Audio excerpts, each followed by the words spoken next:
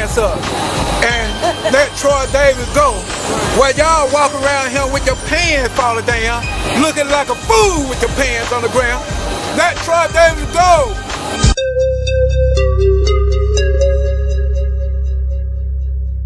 Because to kill this brother when there is no irrefutable proof that he had anything to do with the crime is not an execution. It is murder. It is lynching. This conjures up things in our mind about 1865, the Jim Crow era, where men and women were lynched with hoods, by people with hoods and mobs. It is an execution, it is a murder if they lynch our brother. We're here today to try to save the life of an innocent man, Troy Anthony Davis. We have to unite and stop this lynching and free all the poor and working people in the concentration camps like Attica and Rikers and Greenhaven and 1,000 other concentration camps across the United States. We must not let Troy Davis be lynched on September 21st. Say no to this Tea Party frame-up. Troy Davis is innocent.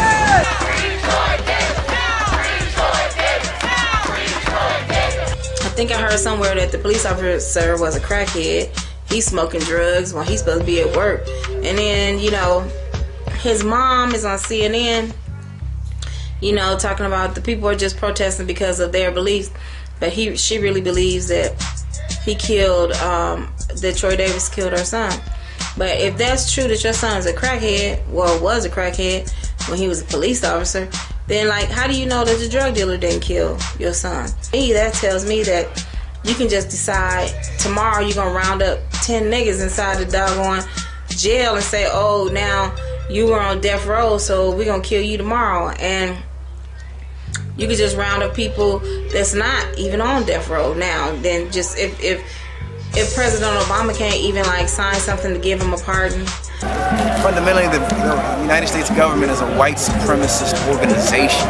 We have to see it that way in terms of understanding, make the connection between our movements and others and the anti-immigrant movement and all of these issues, and really just raise awareness around this case, the fact that this is a racist criminal justice system, so-called justice system. It is absolutely imperative that we realize that this is the new Jim Crow. Slavery is not over its clean form.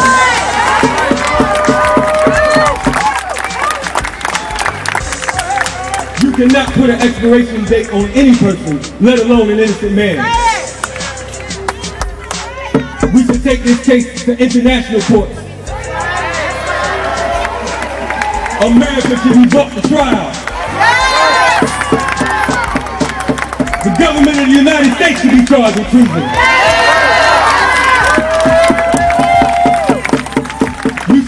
You should be ashamed to call yourself American today. Look at what America has to offer. It offers you blood. It offers disrespect. Listen, every time they do things like this, every time they lay us off, every time they stop and frisk us, every time they murder one of us, every time we die on death row, we inching closer and closer to revolution in America. If they must execute guilty people, well, I got a list for them. And it starts with George Bush. If they must execute those who are murdering people in Palestine. Execute those who are murdering people in Afghanistan. Execute those who are murdering people in Libya. Execute those who are murdering people all over this world. Then we need to make sure that in this country that there's no one living in comfort until we get justice and there's some radical change. Peace and blessings, everyone. Police trying to get us all locked down. They don't want the folks to come up in here. But that just makes me think about revolutionary acts and what we really need to be about and what we really need to do. You know, we have these anti-death penalty advocates out there. And they don't really care who was killed. They don't really care how brutal the killing was. It's just sometimes all of the pieces fall into place and they find a case that they can make a big, great last stand on to fight capital punishment and the death penalty. Mumia Abu Yabba Ramalama Ding Dong Jamil up there in New York City is one of these cases. He's a cop killer. And you'll see people with their little free Mumia t-shirts and what have you. And Troy Anthony Davis was another one. But let me just tell you my version of how all of this happened, I believe. You know, Troy Davis was involved in 2 shootings that night, don't you?